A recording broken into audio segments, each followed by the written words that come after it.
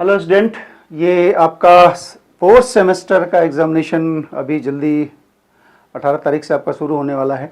और second semester के examination देखने से पता लगा कि उसमें तमाम क्वेश्चंस एग्जैक्टली रिपीट किए हुए हैं। तो आज इसलिए हम 2025 का आपके सामाजिक विज्ञान का पेपर या सामाजिक अध्ययन का पेपर आज हम लोग हल कर रहे हैं। एक बार इसे आप रिवीजन कर लीजिए, तो उम्मीद है कि इसमें से हो सकता है कि आपको बहुत अच्छे क्वेश्चंस करने को मिल जाएं।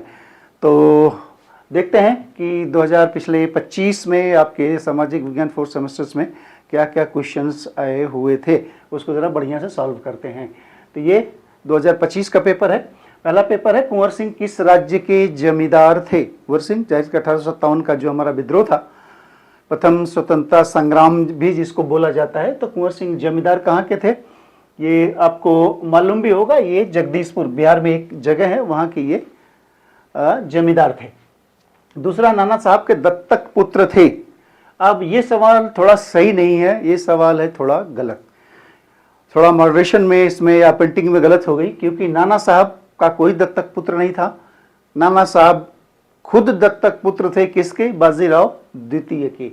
तो ये नाना साहब के दत्तक पुत्र की जगह ये मेरे समझ से यह होना चाहिए, नाना साहब किसके दत्तक पुत्र थे, है ना। तो ये इसका उत्तर हो जाएगा बाजीराव। नाना साहब का कोई दत्तक पुत्र नहीं था, बल्कि नाना साहब स्वयं दत्तक पुत्र थे बाजीराव द्वितीय के, तो इसका उत्तर बाजीराव होगा। तीसरा है, सत्यशोधक समाज की स्थापना किसने की। तो सत्यशोधक समाज की जो ऑप्शंस दिया हुआ, राजा राम मोहन राय, एनी बेसेंट, दादा भाई नौरोजी, ज्योतिबा फूले। तो सत्यशोधक समाज की स्थापना की थी ज्योतिबा फूले ने। अब नेक्स्ट चौथा देखते हैं, योजना आयोग नीति आयोग कब बना। तो योजना आयोग जनरली ये योजना आयोग बना था 1950 में, 15 मार्च 1950 को बना था, और इसको 2014 में भंग किया गया। और नीति आयोग 1 जनवरी 2015 से ये इफेक्टिव हुआ। तो इसका उत्तर सन 15 हो जाएगा, 1 जनवरी 2015। तो इसका उत्तर 2015 होगा। नीति आयोग ये बन गया। National institution for transforming India, NITI, national institution for transforming India उसका फुल फॉर्म है। तो ये 2015। अब नेक्स्ट देखते हैं, 2011 की जनगणना के अनुसार उत्तर प्रदेश का सर्वाधिक साक्षरता वाला जिला कौन था। इसमें पूछ रहा दो चीजें, एक तो उत्तर प्रदेश का पूछ रहा सबसे साक्षरता वाला जिला, तो आपका पड़ोसी जनपद है और उसका नाम है गौतम बुद्ध नगर। तो गौतम बुद्ध नगर उत्तर प्रदेश का सबसे ज़्यादा साक्षर जिला था। वैसे महिलाओं के मायने में देखें तो कानपुर नगर का है, लेकिन ओवरऑल मिला दें पुरुषों महिलाओं का तो गौतम बुद्ध नगर इसमें आता है। और इसमें कोई महिला पुरुष का अंतर नहीं किया है, इसलिए टोटल जिसका है तो गौतम बुद्ध नगर का इसका उत्तर गौतम बुद्ध नगर। चारकुला प्रमुख लोक नृत्य है, फोक डांस है। बुंदेलखंड, पूर्वांचल, अवध, ब्रजभूमि, चारों उत्तर प्रदेश के नाम है। ये इसका उत्तर होगा ब्रजभूमि। चारकुला में क्या काम करते हैं, ऊपर सर के ऊपर तमाम कई मंजिलों के कैंडल या दीपक रख के उसमें डांस करते हैं। तो ये ब्रजभूमि। आगे देखते हैं, बंदी जीवन के लेखक थे। कौन है बंदी जीवन का लेखक। 4 ऑप्शंस दिए हुए हैं, भगत सिंह, सचिंद्र सान्याल, राजगुरु, सुखदेव। तो इसका उत्तर है सचिंद्र सान्याल। सचिंद्र सान्याल ने बंदी जीवन नामक पुस्तक लिखी है। 8वां है, किस स्थान पर लंबे समय तक पाई जाने वाली मौसमी दशाओं को क्या कहते हैं। हमेशा ध्यान देने वाले पूछा है कि लंबे समय तक पाए जाने वाली मौसमी दशाओं को क्या कहते हैं। तो मौसम तो दिन में भी बदल सकता है, 2 दिन में भी बदल सकता है, घंटों में बदल सकता है। लंबे समय है तो मौसम होगा नहीं। जलवायु, ऋतु भी 4 साल की होती है। मानसून की है ना, इसका उत्तर है जलवायु। मौसम और जलवायु में यही फर्क है कि जलवायु लंबे समय की होती है। जैसे आप उत्तर देते हो पहाड़ों की जलवायु ठंडी है, मतलब ठंडी ही जलवायु है वहाँ पे, या गर्म प्रदेश तो वो जलवायु हुआ। और मौसम, अभी बारिश है, अभी गर्मी है, अभी ठंडक है, तो ये मौसम होता है। तो इसका उत्तर लंबे समय तक है तो जलवायु है। माउंट एवरेस्ट स्थित है, कहाँ है ये, नेपाल हिमालय में माउंट एवरेस्ट आपकी स्थित है। तो 4 हिमालय देखो, कश्मीर हिमालय है ही नहीं है, उधर कुमायूं हिमालय, असम हिमालय नहीं है, तो नेपाल हिमालय में है ये। 12 उत्तर प्रदेश के पुरातत्व विभाग की स्थापना कब हुई थी? Archaeological department of Uttar Pradesh पूछ रहा। इसकी स्थापना 1951 है। हालांकि थोड़ा सा टेक्निकल सवाल है, जो पढ़ा होगा लगा पाएगा, हालांकि गेस से चलता नहीं। तो 1951 में पुरातत्व विभाग की स्थापना हुई थी उत्तर प्रदेश में। तो इसका उत्तर देश बंधु कहे जाते हैं। 4 ऑप्शंस दिया हुआ, चित्तरंजन दास, सुभाष चंद्र बोस, मोतीलाल नेहरू और भगत सिंह। तो देश बंधु चित्तरंजन दास को बोला जाता है, CR दास। और एक दीन बंधु भी है, देश बंधु दीन बंधु। तो दीन बंधु CF एंड्रूज, देश बंधु चित्तरंजन दास। तो दीन बंधु आप याद रखिए, हो सकता है दीन बंधु पूछ दे। तो CF एंड्रूज है दीन बंधु, देश बंधु चित्तरंजन दास। ओबरा ताप विद्युत केंद्र स्थित है, ओबरा मिर्जापुर में, उत्तर प्रदेश, पंजाब, मध्य प्रदेश, दिल्ली। तो इसका उत्तर हो जाएगा आपका उत्तर प्रदेश। 15वां सवाल है आपका, भारत के 15वां सवाल है आपके, भारत के प्रथम उप प्रधानमंत्री थे। प्रधानमंत्री पंडित जवाहरलाल नेहरू, प्रधानमंत्री कौन था? सरदार वल्लभ भाई पटेल। तो इसका उत्तर जो है सरदार वल्लभ भाई पटेल लगेगा।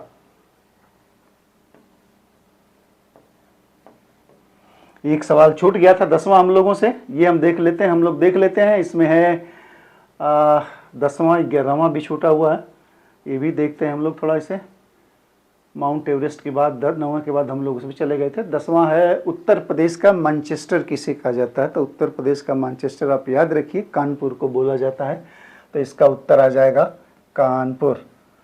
रानीगंज कोयला क्षेत्र कहाँ है? जरिया रानीगंज कोयला के बड़े इंपॉर्टेंट कोल फील्ड हैं।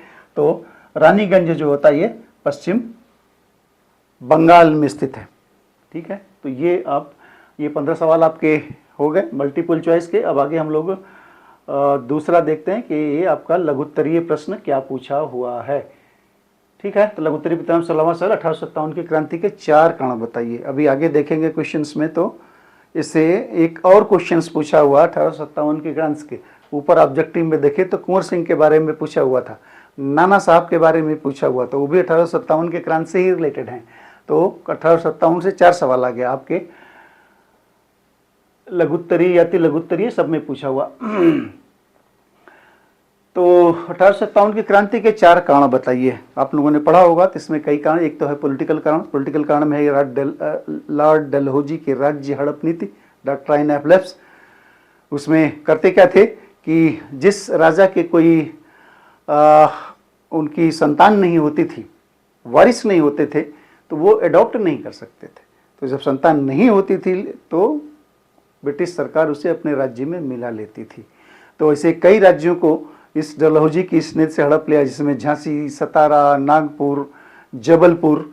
तो इसकी वजह से बड़ा रिसेंटमेंट था।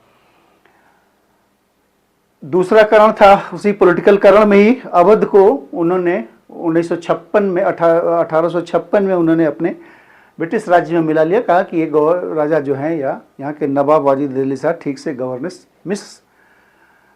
के आधार पर शामिल किया था, जिसमें सैनिकों में बड़ा भारी रोष था कि ज़्यादातर जो आर्मी में सैनिक हैं वो अवध क्षेत्र के ही थे। तो ये तो पॉलिटिकल कारण हुआ। दूसरा इसका मिलिट्री कारण भी था। जो इंडियंस मिलिट्री में थे उनसे बड़ा इल ट्रीटमेंट होता था, उन्हें ब्रिटिश के बराबर सैलरी नहीं दी जाती थी, इन्हें प्रमोशन नहीं दिया जाता था। और उस जमाने में माना जाता था कि समुद्र कास करना हिंदू धर्म के प्रथाओं के विरुद्ध है, लेकिन बंड भराया जाता था कि हम समुद्र पार भी लड़ने के लिए जाएं। तो ये सब उनमें रिसेंटमेंट के कारण थे। तीसरा किसानों था, किसानों पे हैवी टैक्सेशन था, कोई उनको सुविधाएं नहीं दी जाती थी, और सूखा पड़े तो भी उनसे जबरन टैक्स वसूला जाता था, जिससे किसानों में बड़ा रिसेंटमेंट था। तो ये था। बाकी सबसे कारण तात्कालिक कारण था। तात्कालिक कारण उनका ये था कि चर्बी लगे हुए कारतूस, ब्रिटिश सैनिकों को या ब्रिटिश ने अपने सैनिकों को एक नई इनफील्ड राइफल दी थी, और उसमें जो नए कारतूस लगते थे उसके ऊपर एक कोट लगी हुई थी, जिसको इस्तेमाल करते समय दांत से खींचना पड़ता था। तो उस समय ये रिमोर फैला कि ये जो दांत से खींचने वाली चीज़ है ये गाय और सुअर की चर्बी से है। और जिसके बाद पहला विद्रोह आपके मेरठ में 10 मई 1857 को शुरू हुआ, धीरे धीरे काफ़ी क्षेत्रों में फैल गया। तो इमीडिएट काज है चर्बी लगे हुए कारतूस। तो ये आपका 1857 की क्रांति हो गई। ब्रह्म समाज की स्थापना कब और किसने की थी? तो ब्रह्म समाज की स्थापना 1828 में राजा राम मोहन राय ने की थी। राम मोहन राय राजा की पदवी उन्हें, एक मुगल शासक थे अकबर द्वितीय, अकबर नहीं अकबर द्वितीय थे, जो उन्होंने राजा की उपाधि दी थी। क्यों दी थी? क्योंकि अकबर अपनी पेंशन बढ़वाना चाहता था ब्रिटिश से, तो अपने केस की पैरवी के लिए उन्हें राजा राम मोहन राय से कोई सुटेबल व्यक्ति नहीं मिला, तो उन्हें वो ब्रिटेन भेजा और उन्हें एक राजा की पदवी दिया कि ये जाएंगे तो ये हमारी बात को एक अच्छे से रख पाएंगे, और राजा चूंकि लगा रहेगा तो वहाँ पे उनको ट्रीटमेंट अच्छा मिलेगा। तो राजा की पदवी अकबर द्वितीय ने दी थी। ये भी सवाल कहीं कहीं पूछता है, तो आपको इसे जानना चाहिए। राष्ट्रीय आंदोलन में उदारवादी 4 नेताओं के नाम बताइए। उग्रवादी, उदारवादी, तो उदारवादी बहुत से नेता थे, जैसे आपके गोपाल कृष्ण गोखले थे, सुरेंद्रनाथ बनर्जी थे, दादा भाई नौरोजी, फिरोज शाह मेहता, बदरुद्दीन तैयब जी, ये सारे लोग आपके नेता थे, इसके उदारवादी नेता थे। साइमन कमीशन ने अपनी रिपोर्ट प्रस्तुत कब की थी? साइमन कमीशन का गठन हुआ था 1927 में, भारत आया 1928 में, और जब ब्रिटेन चला गया तो उसने अपनी रिपोर्ट दी थी 1930 में। तो सन पूछा हुआ, साइमन कमीशन ने अपनी रिपोर्ट कब दी थी? तो रिपोर्ट इसने अपनी दी थी 1930 में। तो 3 चीज़ें हैं, कब गठन हुआ था, कब भारत आया था, और इसका बड़ा बम्पर विरोध हुआ था कि 7 मेंबर थे, सारे वाइट थे, सारे गोरे थे, तो ये गोरों का कमीशन था, इसलिए इसका विरोध हुआ था। जिसमें अमृतसर में प्रदर्शन के दौरान, लाहौर में प्रदर्शन के दौरान लाला लाजपत राय की उसमें मृत्यु भी हो गई थी। गोला गोकर्णनाथ मेला कहाँ लगता? गोला गोकर्णनाथ लखीमपुर खीरी में जगह है, वहाँ पे ये मेला लगता है। और ये शिव जी का मंदिर है और वहाँ पे इसका ये मेला लगता है। तो पहला विश्व खाद्यान्न दिवस कब मनाया गया था? विश्व खाद्यान्न दिवस जनरली 16 अक्टूबर को मनाते हैं, और इसलिए मनाते हैं कि और ये पहला विश्व खाद्यान्न दिवस कब मनाया गया था, ये पूछा गया है। तो पहला मनाया गया था 1981 में, और 16 अक्टूबर 1981 को, और तब से ये लगातार मनाया जाता है। FAO है, फूड एंड एग्रीकल्चर आपका ऑर्गेनाइजेशन, उसका गठन 1945 में 16 अक्टूबर को ही हुआ था, इसलिए 16 अक्टूबर के दिन तय किया गया, और मनाना शुरू किया है ये 1981 से। तो ये है, यहाँ से शुरू हुआ ये, और 16 अक्टूबर की तिथि इसलिए चाहिए, 16 अक्टूबर 1945 को फूड एंड एग्रीकल्चर ऑर्गेनाइजेशन का ये संस्थापना हुआ था। प्रधानमंत्री जनधन योजना कब आरंभ हुई थी? ये भी जनधन योजना आपकी 1914 में हुई थी, डेट शायद 28 अगस्त है, 28 अगस्त 1914 को ये जनधन आपकी योजना शुरू हुई थी। संविधान सभा के अस्थायी अध्यक्ष थे। संविधान सभा पहली बार जब बैठी थी तो उसमें लॉर्ड सिन्हा को अस्थायी अध्यक्ष चुना गया, 2 दिन बाद ही डॉक्टर राजेंद्र प्रसाद को अस्थायी अध्यक्ष चुना गया। इसमें पूछ रहा है अस्थायी अध्यक्ष, तो अस्थायी अध्यक्ष थे डॉक्टर राजेंद्र प्रसाद। ठीक है, भारत में सर्वाधिक साक्षरता दर किस राज्य की है? तो अभी तो पॉपुलेशन सेंसस इस साल होने वाली है, और ये पिछली सेंसस 2011 की है, तो साक्षरता दर उसके अनुसार केरल प्रदेश है जो सबसे ज़्यादा वहाँ की साक्षरता दर थी। विटीकल्चर किसे कहते हैं? विटीकल्चर अंगूर की खेती को कहते हैं, जैसे एपीकल्चर मधुमक्खियों की पैदावार को बोलते हैं कल्चर को, विटीकल्चर ये अंगूर की खेती से विटीकल्चर कहते हैं। भारत का कुल भौगोलिक क्षेत्रफल कितना है? तो 32,87,263 स्क्वायर किलोमीटर एग्जैक्ट इसका क्षेत्रफल है। कितना है? 32,87,263 स्क्वायर किलोमीटर या वर्ग किलोमीटर है। विश्व पर्यावरण दिवस कब मनाया जाता है? विश्व पर्यावरण दिवस सबको मालूम है, 5 जून को मनाया जाता है। कैगा परमाणु ऊर्जा केंद्र कहाँ स्थित है? कैगा कर्नाटक में है, तो कैगा परमाणु ऊर्जा केंद्र आपका कर्नाटक में। संयुक्त राष्ट्र की संघ की स्थापना कब की गई थी? तो ये की गई थी द्वितीय विश्व युद्ध के बाद 24 अक्टूबर 1945 के दिन, उस दिन ये संयुक्त राष्ट्र संघ दिवस भी मनाया जाता है। उत्तर प्रदेश में तेल शोधनशाला कहाँ है? तेल शोधन रिफाइनरी मान लीजिए, ऑयल रिफाइनरी कहाँ है? तो उत्तर प्रदेश में एक ही तेल रिफाइनरी, वो भी मथुरा में है ना। उसके लिए भी काफ़ी इन्वायरमेंटलिस्ट इसके लिए अपनी बातें बुलंद करते हैं कि उसके जो धुआं निकलता है उससे ताजमहल का रंग पीला पड़ रहा है। तो इसलिए ये मथुरा में है एकमात्र आपके तेल शोधन। अब हम लोग देखेंगे लघुत्तरीय प्रश्न।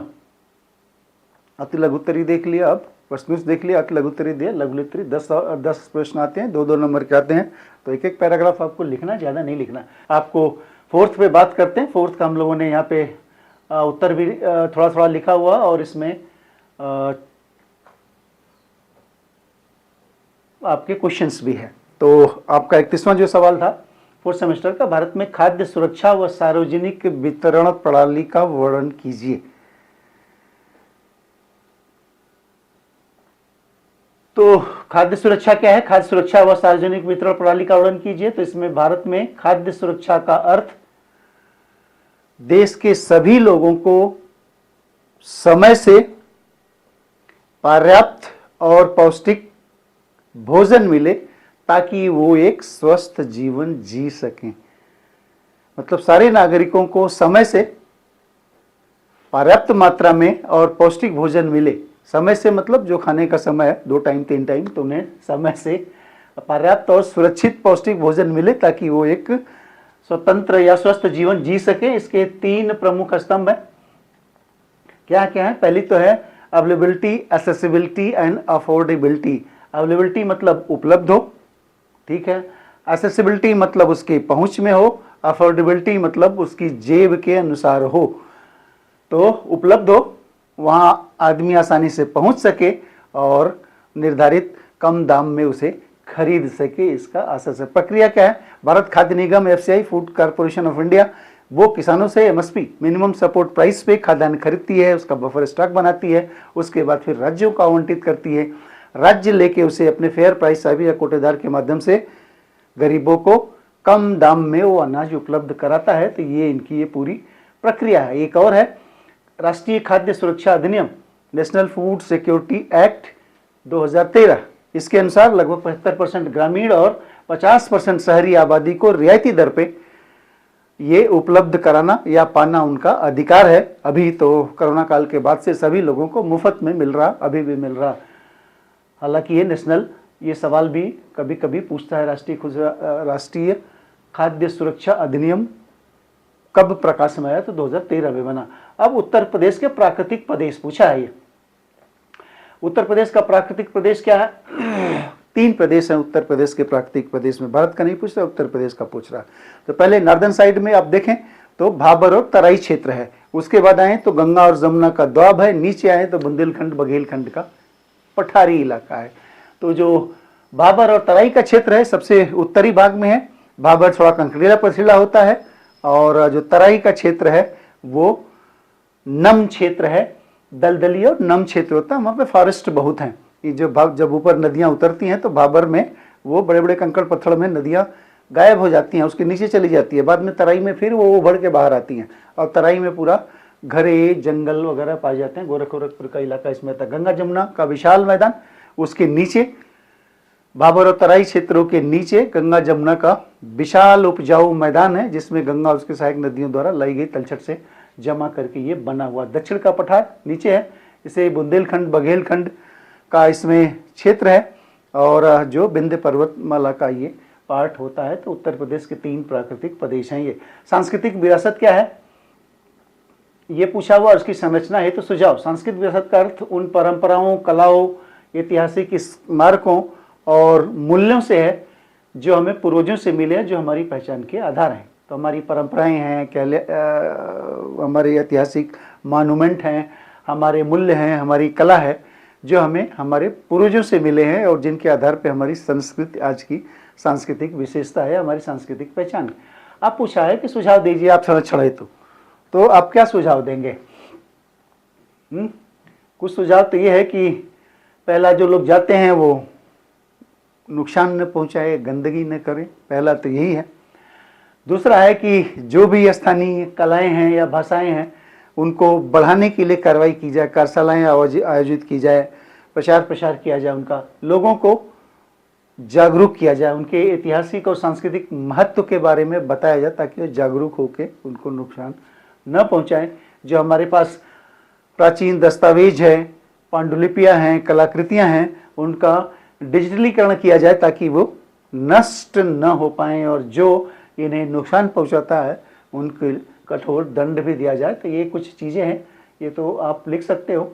भारत सरकार के प्रमुख स्वरोजगार योजना, ध्यान दीजिए कि ये भारत सरकार की पूछा, उत्तर प्रदेश सरकार की नहीं पूछा। भारत सरकार की तो पूरे भारत में चल रही है, उत्तर प्रदेश सरकार या हर सरकार अपनी कुछ अलग योजनाएं भी चलाती है। उत्तर प्रदेश के लगे तो वन डिस्ट्रिक्ट वन प्रोग्राम है, ये लिख दोगे तो फिर दिक्कत है। भारत की पूछ रहा है जो भारत सरकार सेंट्रल गवर्नमेंट द्वारा चलाई जा रही है। और प्रमुख स्वरोजगार योजनाएं पूछ रहा है तो 3-4 आप लिख दो तो बहुत है। तो हमने भी प्रधानमंत्री रोजगार सृजन कार्यक्रम PMEGP, ये सबसे बड़ी क्रेडिट लिंक्ड सब्सिडी योजना है, सबसे बड़ी क्रेडिट लिंक्ड योजना है ये।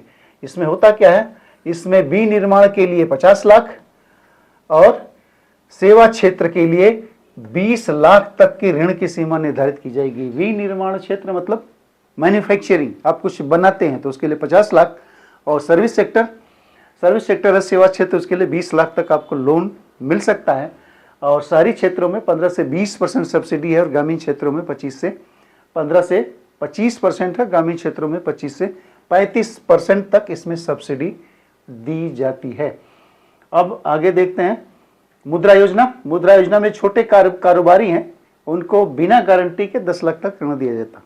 गारंटी नहीं होती, 10 लाख तक ऋण आपको स्वरोजगार के लिए दिया जाता है। तीसरा PM विश्वकर्मा योजना, जो पारंपरिक कारीगर हैं जैसे लोहार है, कुम्हार है, बढ़ई है या अन्य लोग हैं, उनको कौशल का प्रशिक्षण दिया जाता है। उनको जिस ट्रेड में है या जो अपना काम करते हैं उनको प्रशिक्षण दिया जाता है। और 3 लाख रुपए तक का बिना गारंटी वाला ऋण मात्र 3% रियायती ब्याज की दर पे इन्हें उपलब्ध कराया जाता है कि तो जिस काम में कर रहे हैं उसमें वो प्रगति कर सके। एक और है बढ़िया प्रोग्राम PM स्वनिधि योजना, ये जो रेहड़ी पटरी वाले हैं उनको बिना किसी गारंटी के 10 से 50 हज़ार तक का एक कार्यशील पूंजी दी जाती है कि वो अपनी रेहड़ी और पटरी का रोजगार कर सके। तो ये 3-4 योजनाएं हैं भारत सरकार की। अब देखते हैं गरीबी की परिभाषा एवं गरीबी हटाने के लिए सुझाव। गरीबी की परिभाषा और गरीबी हटाने के लिए सुझाव। वैसे अब नीति आयोग ने 12 पॉइंट निर्धारित कर रखा है गरीबी के लिए, लेकिन हम उधर मॉडर्न डेफिनेशन की तरफ नहीं जाते, हम लोग अभी ट्रेडिशनल पे ही रहेंगे क्योंकि आपके पूछने का मतलब भी यही है और आपकी किताबों में भी यही लिखा है। तो पहले तो गरीबी क्या है? गरीबी वह स्थिति है जब आदमी अपनी बुनियादी आवश्यकताओं की पूर्ति करने में अपने को असमर्थ पाता है। मतलब बुनियादी आवश्यकताएं क्या है? रोटी, कपड़ा और मकान। तो उनको पूरा करने में असमर्थ होता है तो वो गरीब है। हालांकि इसकी डिफिनीशन और है, आपके कितना कैलोरी ऊर्जा है, कितना पर डे है, उस पर आप न जाइए, सिर्फ गरीबी क्या है और इसको हटाने के लिए सुझाव क्या क्या हैं। तो 3 ही सुझाव हैं, ट्रेडिशनल है और तीनों ज़रूरी हैं। शिक्षा और कौशल का विकास, युवाओं को शिक्षित करें, उन्हें तकनीकी और व्यवहारिक शिक्षा देनी चाहिए ताकि वो अपना रोजगार कर सकें। तो ये बहुत महत्वपूर्ण चीज़ है। पहला कि शिक्षा और कौशल का विकास, ठीक है। दूसरा कृषि सुधार, जो कृषि के क्षेत्र में गरीबी है उनके लिए क्या करेंगे? उनके लिए फिर उनको सिंचाई की सुविधाएं उनके लिए उपलब्ध कराया जाए, उनके छोटे मोटे खाद बीज के लिए ऋण उपलब्ध कराया जा सके, उसकी आधुनिक तकनीकी से उन्हें खेती करने की ट्रेनिंग दी जाए ताकि उनकी आय बढ़े और कृषि क्षेत्र की गरीबी दूर हो। लास्ट और सबसे इम्पोर्टेंट, जनसंख्या नियंत्रण, क्योंकि हमारी भारी जनसंख्या का दबाव हमारे संसाधनों पे है और जब तक ये दबाव हटेगा नहीं, ये गरीबी हटाना बड़ा मुश्किल है। क्योंकि हमारी पॉपुलेशन बहुत ज़्यादा है, 140 करोड़, हमसे 2.5 गुना से लगा कर 3 गुना तक बड़ा कनाडा, जहाँ की टोटल पॉपुलेशन 4 करोड़ है, हमारी 140 करोड़ है। तो ये फर्क है। 36 सवाल है आपका 1857 के विरोध का किन्हीं 2 कारणों पे। अभी पीछे पूछा था 4 कारण, अब पूछा है 2 कारण। तो 2 कारणों में आप लिख लिए राजनीतिक कारण और तात्कालिक कारण। तो राजनीतिक कारण में वही डलहौजी की डॉक्ट्राइन ऑफ लैप्स का सिद्धांत है, जिसमें कोई नेचुरल हेयर नहीं होता था तो किसी को गोद नहीं ले सकते थे, उसके राज्य में मिला लेता था, जिसमें झांसी, सतारा, नागपुर, जबलपुर को मिला लिया था। और अवध का उसने विलय कर लिया कुशासन के आधार पर, जिससे लोग नाराज हो गए। तात्कालिक कारण में वही चर्बी लगे कारतूस था, तो ये आपको मालूम ही है। प्राकृतिक आपदाओं का संक्षिप्त वर्णन कीजिए। प्राकृतिक आपदाएं क्या है? आपदाएं और प्राकृतिक आपदाएं वे विनाशकारी घटनाएं हैं जो प्रकृति के, मैन मेड तो नहीं, प्रकृति के कारण होती है और जो भारी जान और माल का नुकसान करती हैं। ये सारी सिंपल है, सारे आप जानते हो, बस आपको लिखना है। बाढ़ सबसे बड़ा आपदा का कारण हमारे यहाँ बाढ़ है कि मानसून के क्षेत्र में नदियों में पानी का जलस्तर बहुत बढ़ जाता है और जिससे फसलें डूब जाती हैं, घर गिर जाते हैं, मवेशियों को नुकसान पहुँचता है। सबसे बड़ी प्रॉब्लम तो हमारी बाढ़ की है। इसके उलट आओ तो सूखा है। हमारे यहाँ अभी भी खेती का बहुत ज़्यादा पोर्शन, जहाँ खासकर दलहनी तिलहन फसल जहाँ होते हैं वहाँ पे अभी भी सिंचाई के साधन नहीं है। अगर मानसून अच्छा नहीं हुआ तो वहाँ सूखा पड़ जाता है। सूखा पड़ जाता है तो किसान, मवेशी, सारे उन्हें दिक्कत होती है और सबसे बड़ी बात पीने के पानी की भी पूरे देश में संकट हो जाता है। भूकंप है, पृथ्वी के नीचे जब हलचल होती है और तेज भूकंप आता है तो इमारतें ढह जाती है, सड़कें, बिजली के पुल वगैरह गिर जाते हैं, जिससे भारी जान और माल का नुकसान होता है। अगर कहीं भूकंप समुद्र के नीचे आया तो सुनामी हो जाती है, फिर तटीय क्षेत्रों में बहुत जान और माल की हानि होती है। जो पीछे सुनामी आई हुई थी तो उस समय हमारा जो दक्षिणी सबसे साउथ मोस्ट पॉइंट है, जिसे इंदिरा पॉइंट कहते हैं, वो समुद्र में डूब गया, आज भी डूबा हुआ। चक्रवात साइक्लोन है, ये वायुमंडलीय दबाव बनता है खासकर बंगाल की खाड़ी के क्षेत्रों में, और जब ये स्थल पे आता है तो भारी जान माल का ये नुकसान करता है। तो जनरली ज़्यादातर बंगाल की खाड़ी में आते, तो अरब सागर में बहुत कम आते हैं। भूस्खलन, ये ग्रेविटेशनल फोर्सेस या गुरुत्वाकर्षण के कारण, बारिश के कारण अचानक या अर्थक्वेक की वजह से चट्टानें भरभरा के नीचे गिर जाती हैं तो पहाड़ी क्षेत्रों में बड़ा नुकसान करती हैं। ज्वालामुखी विस्फोट, जहाँ विस्फोट फटते हैं वहाँ से गर्म लावा, राख, ये सब निकलती हैं और बहुत लार्ज एरिया को प्रभावित करती है। नेविगेशन, हमारा जहाज वगैरह जो प्लेन उड़ते हैं उनके लिए नुकसान होता है। पूरे धुंध छा जाती, सूरज की किरणें ज़मीन पे नहीं आती, एयर पोल्यूशन होता है, बारिश जो होती है वो बड़ी विषैली होती है, तो बहुत नुकसान होता है। अभी पिछले समय में, पिछले साल जो आपको इथियोपिया में हेलीगुब्बी जो विस्फोट हुआ था तो तमाम प्लेन्स उधर बंद कर दिए गए थे काफ़ी समय तक। आर्य समाज की स्थापना पूछ रहा। आर्य समाज की स्थापना स्वामी दयानंद सरस्वती ने पूछा, मुख्य उद्देश्य क्या है? तो 10 अप्रैल 1875 को इन्होंने मुंबई में की थी। एक सवाल ये भी पूछा था, आर्य समाज की स्थापना कहाँ हुई थी, और कुछ समय बाद इसे मुंबई से उन्होंने ट्रांसफ़र करके लाहौर ले गए थे। तो 10 अप्रैल 1875 को मुंबई में की थी और इसका मुख्य उद्देश्य था हिंदू धर्म और हिंदू समाज में सुधार लाना। अब उद्देश्यों को हम अलग अलग देखें तो छोटे हैं, बड़े कारण हैं, बड़े। पहला है वेदों का प्रचार। स्वामी दयानंद सरस्वती मानते थे कि हमारे वेद जो हैं ज्ञान के वास्तविक स्रोत हैं और उन्होंने एक नारा दिया था, वेदों की ओर लौटो, है ना। तो ये नारा भी पूछता है कि ये किसने दिया, वेदों की ओर लौटो, तो उन्होंने ही नारा दिया था। और दूसरा था कुरीतियों का विरोध। समाज में जो व्याप्त कुरीतियाँ जैसे अंधविश्वास, मूर्ति पूजा, पशु बलि, कर्मकांड इत्यादि का वो विरोध करते थे। इसके माध्यम से उसका विरोध करते। सामाजिक सुधार, समाज में जो चीज़ें थी, छुआछूत, जातिपात, आपके बाल विवाह जैसी बुराइयां का विरोध करना, स्त्री की शिक्षा, स्त्री की स्थिति में सुधार करना, विधवा विवाह को बढ़ावा देना, ये सब चीज़ों पे वो काम करते थे। धर्म का शुद्धिकरण, हिंदू धर्म को मूल स्वरूप में या सिंपल वे में वो देखना चाहते थे, इसलिए उन्होंने एक शुद्धि आंदोलन चलाया था। तो ये भी सवाल आपका पूछता था, शुद्धि आंदोलन किसने चलाया था?